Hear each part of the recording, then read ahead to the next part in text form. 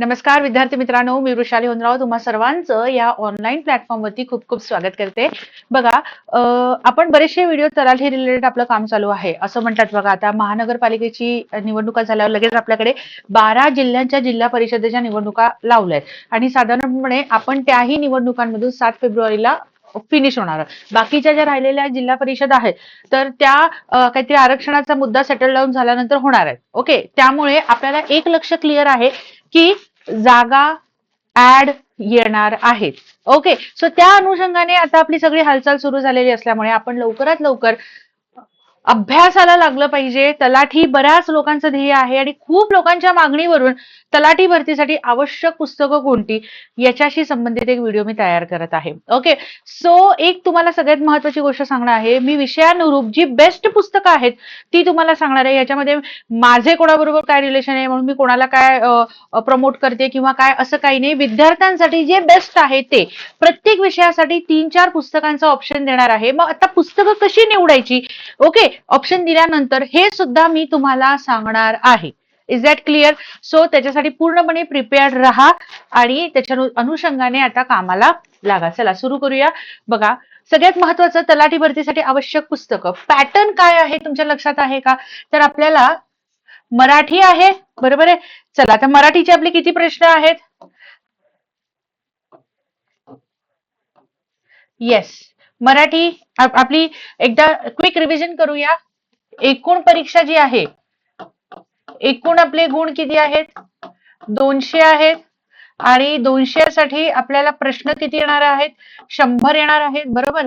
त्याच्यामध्ये पहिला आहे आपले इंग्रजी व्याकरण, मग आहे मराठी व्याकरण, मग सगळ्यांचं आहे अंकगणित,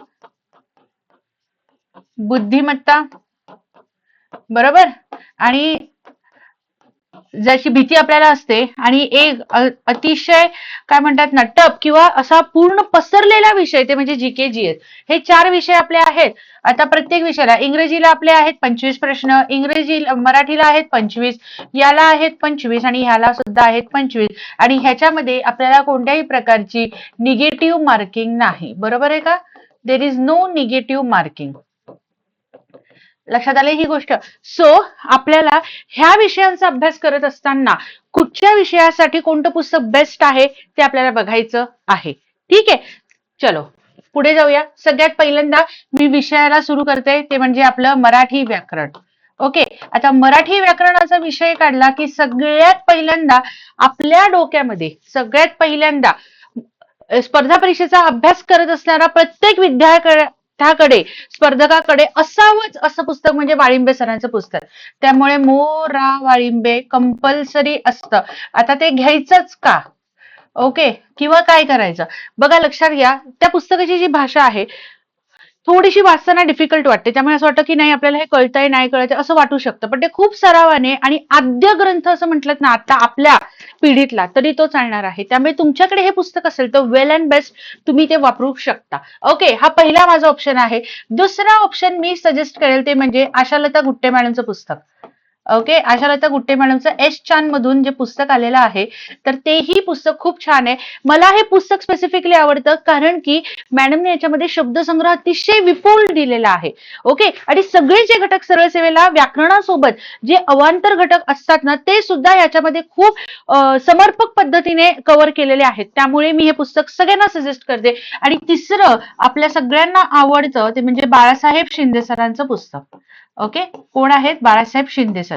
आता ह्या 3 पुस्तकांपैकी कोणतेही एक पुस्तक तर माझा प्रेफरन्स राहील ते म्हणजे गुट्टे मॅडमच्या पुस्तकाला. ओके, आणि वाळिंबे सरांचं पुस्तक आणि गुट्टे मॅडमचं पुस्तक ह्या 2 पुस्तकाला तुम्ही प्रामुख्याने प्रेफरन्स द्या कारण की ह्याच्यामध्ये व्याकरणासोबत शब्दसंग्रह तयार होतो. आणि आता ह्या सगळ्यांचा सार इनफॅक्ट मराठी व्याकरणाची जी काही विविध पुस्तकं आहेत, ओके, त्या सगळ्या पुस्तकातून जे बेस्ट कंटेंट काढून मी बनवलेलं आहे ते म्हणजे आपल्या क्लासच्या नोट्स.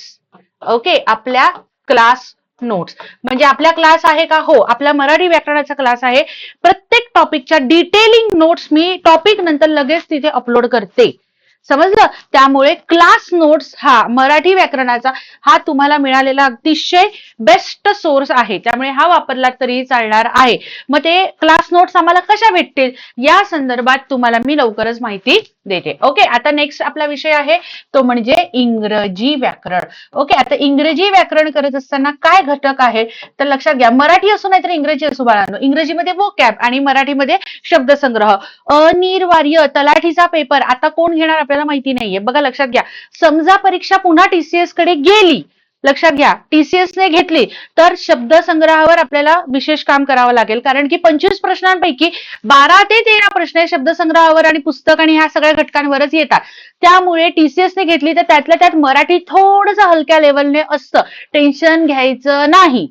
ओके, फक्त अभ्यास करत राहायचं. त्यामुळे इंग्रजी व्याकरण आणि मराठी, आता इंग्रजी व्याकरणाला जास्त वेळ देणार. मग आता इथे बेसिक काय आहे तर Pal and Suri, Pal and Suri. Okay, Pal and Suri हे एक पुस्तक आहे. Wren and Martin. आता ही सगळीच पुस्तकं मी तुम्हाला नावं ह्याच्यासाठी सांगते. बघा, ह्याच्यातली पुस्तकं कशी निवडायची ना मी हे तुम्हाला सांगणार आहे. तुम्ही म्हणाल ही तर सगळी पुस्तकं आम्हाला पण माहिती, तुम्ही बेस्ट पुस्तक सांगा. हे कसं असतं बेस्ट ते मी तुम्हाला सांगते. आता ह्याच्यासोबत हे झाले प्युअर ह्याच्यातले. एक आहे MJ शेख सरांचं पुस्तक, छान आहे. ओके, MJ शेख सरांचं पुस्तक आहे आणि ह्याच्यासोबत एक सुदेश वेळापुरे सर म्हणून आहेत, masters of English class.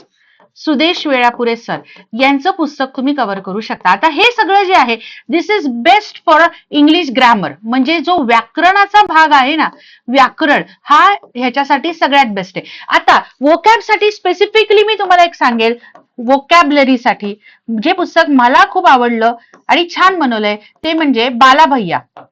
Okay, बाला भैयाचं एक पुस्तक आहे, बालाजी पवार सर. ओके, त्यांचं एक ब्लॅक कव्हर केलेलं एक पुस्तक आहे, फक्त इंग्लिश वोकॅबलरी, जी त्यांनी मराठीमध्ये सुद्धा खूप छान एक्सप्लेन केलेली आहे, म्हणजे अभ्यास करायला सोपं जाईल. सो हे जे घटक आहेत इथे तयार करा. बघा, आता ह्याच्यामध्ये तुम्ही म्हणाल मॅडम प्रत्येक विषयाचे तुम्ही 3-3, 4-4 पुस्तकं सांगता, आता काय करायचं, पुस्तक घेताना कोणतं एक पुस्तक कधी ऑनलाईन खरेदी करायची नाही, स्वतः शरीराला कष्ट घ्यायचे, मार्केटमध्ये जायचं आणि त्यांना सांगायचं की ही पुस्तकं द्या, समोर पुस्तक ठेवायची, थोडासा वेळ स्पेंड करायचा त्या पुस्तकांबरोबर. आम्ही पण पुस्तकं घेतो ना, आम्ही पण सांगतो आता काय सगळीच पुस्तकं वाचणं किंवा कॅरी करणं, आता बरेचसे पब्लिकेशन वाले सर लोक वगैरे आम्हाला पुस्तकं देतात की आमचे पुस्तक सजेस्ट करा, सांगा, हे असतं, ह्या नॉर्मल प्रोसिजरचा भाग आहे, पण याचा अर्थ आम्ही त्या डिटेल वाचतो असं नाही. ओके, सगळ्यात महत्वाची गोष्ट, पण आम्ही सजेस्ट करतो कशाच्या आधारे तर जो कंटेंट असतो, एवढ्या वर्ष पुस्तकं वाचून किंवा नजरेखाली घालून एक सवय अशी झालेली असते की कंटेंट जो आहे ना तो पाहून लक्षात येतं की हा हे पुस्तक बेस्ट असेल. पण लक्षात घ्या, हाताची 5 बोटं समान आहेत का, नाही. मी सांगितलं की अरे Pal and Suri's is best. Okay, पण तुम्हाला वाचतानाच कळलं नाही तर पॉल अँड सुरीचा उपयोग काय आहे का काही. मग तुम्हाला MJ शेख सरांचं पुस्तक पटू शकतं, तुम्हाला वेळापुरे सरांचं पुस्तक आवडू शकतं. ओके, वोकॅबलरीसाठी तर बाळांनो compulsory go for this book. Me 3 stars तुम्हाला मारून देते, विचारच करू नका. वोकॅबलरीसाठी कंपल्सरी हे पुस्तक फॉरवर्ड करा. आता व्याकरणाचा प्रश्न जो आहे तर तुम्ही ऑलरेडी इंग्लिश बॅकग्राऊंड मध्ये असाल, म्हणजे तुमचं शिक्षण इंग्रजी माध्यमातून झालेलं असेल, सेमी इंग्रजी माध्यमातून झालेलं असेल, तर तुम्ही ह्याच्यापैकी कोणालाही फॉलो करू शकता. दुकानात गेल्यानंतर काय करायचं, पुस्तकं दाखवा इंग्रजी व्याकरणाची. ओके, आणि समोर आल्यानंतर पुस्तक समोर ठेवा, कंटेंट बघा, थोडीशी नजर चाळा, गडबड नाही करायची पुस्तक घेताना, आणि तुम्हाला ज्या पुस्तकाला वाचताना थोडंसं बेटर वाटलं ना ते पुस्तक घ्यायचं. समजलं. मार्केटमध्ये आता खूप पुस्तकं आहेत बाळांनो, आता त्यातल्या त्यात ही आम्ही फॉलो करतो ना ती पुस्तकं असतात की नाही, ही पुस्तकं खरोखर खूप छान आहे. याच्यामध्ये कोणत्या शिक्षकाला मोठं करणं, कोणत्या पब्लिकेशनला, कोणत्या पुस्तकाला असं काही नाहीये. जे बेस्ट आहे ते तुमच्यापर्यंत आणलेलं आहे. प्रत्येक ह्याच्यातला मी एक एक घटक सांगते, बघा लक्षात येते तुम्हाला. आता बघा, त्याच्यानंतर आपला आपण घेऊया GK GS. Okay, GK GS साठी सगळ्यात बेसिक आहे ते म्हणजे स्टेट बोर्ड, सगळ्यात बेसिक. आता इथे बघा, हा इंग्लिशमध्ये एक राहिलं, इंग्रजी व्याकरणामध्ये लवकरच आपला क्लास नोट्सही तुम्हाला अवेलेबल मी करून देणार आहे. इंग्रजी व्याकरणाच्या क्लास नोट्सही अवेलेबल करून देणार आहे, त्याच्यावरती काम सुरू आहे, त्यामुळे तेही तुम्हाला मिळतील. So have patience. Okay, next बघा, जीके जीएसचं जे काम आहे, ओके, स्टेट बोर्ड सगळ्यात बेसिक आहे, बेसिक रीड करायचं. मग कोणतं कोणतं करायचं तर 6th स्टँडर्ड पासून ते 12th स्टँडर्ड पर्यंत तुम्हाला वाचणं आहे. काय काय, नागरिकशास्त्र, इतिहास एकत्रच आहे, नंतर ते राज्यशास्त्र झालेलं आहे, मग भूगोल आहे, अर्थशास्त्र नंतर झालेलं आहे आणि विज्ञान हे विषय तुम्हाला वाचायचे आहेत. आता हे पण तुमचं काम मी सोपं केलेलं आहे, कारण की आपण GK/GS ची मुलाधार बॅच आणलेली आहे.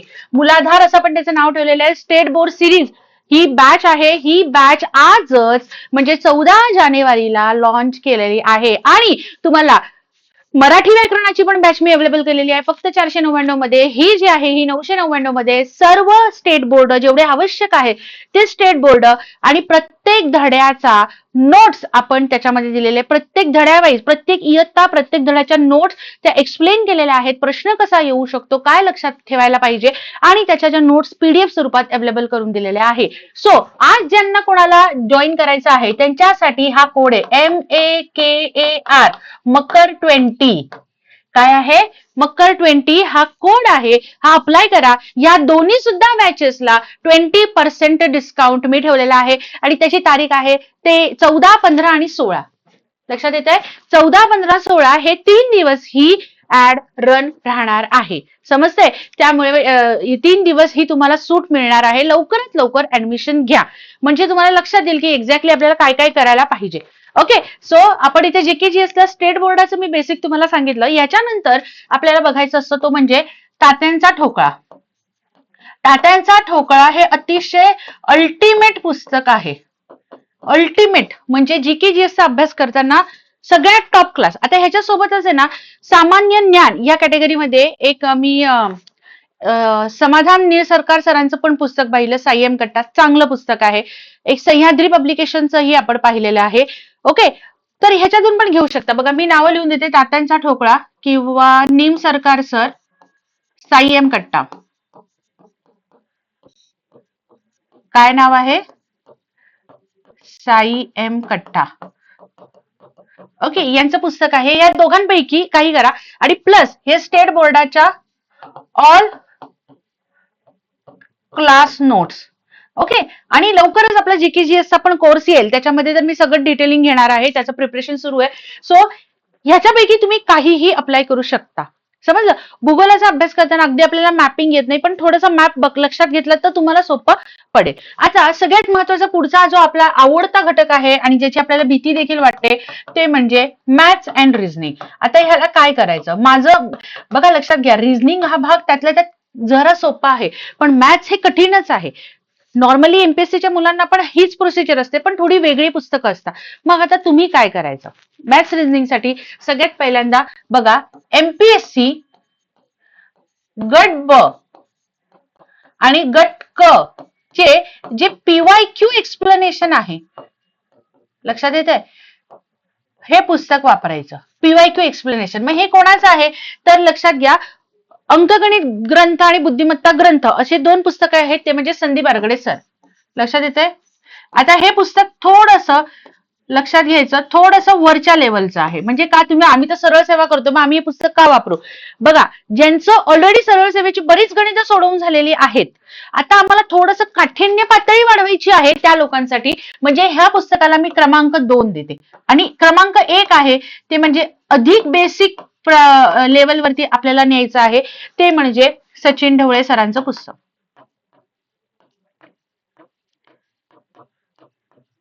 ओके, सचिन ढवळे सरांचं सरळ सेवा अंकगणित बुद्धिमत्ताचं पुस्तक आहे. खूप सारी गणितं सरांनी दिली. तेवढी बेसिक लेवलवरची तुमची तयारी झाली की मग तुम्ही इकडे जा. आता ह्याच्यासोबत आणखीन स्टँडर्ड म्हणजे अतिशय बेसिकला यायचं असेल ते म्हणजे अनिल अंकलकी सर आणि पंढरीनाथ राणे. बघा, अंकगणित बुद्धिमत्तेला सरावाशिवाय पर्याय नाही. M I right? ओके, त्यामुळे इथे ते पण लिहून देते. बिफोर